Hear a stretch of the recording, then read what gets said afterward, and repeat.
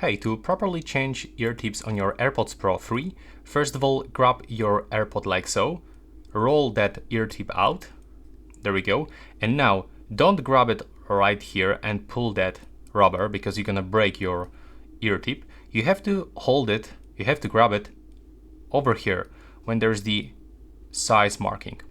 Do that like so, and squeeze that like really hard and try to pull it towards you.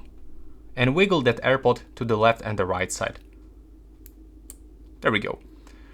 So that's basically it. It works the same for the left and the right one. And the AirPods Pro 3, it's not that easy like with the second generation or the first generation, but you can actually do that.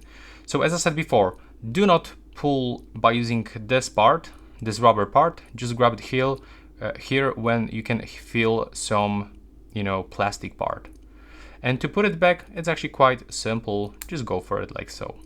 So yeah, that's pretty much it. Thanks for watching and see you in the next one.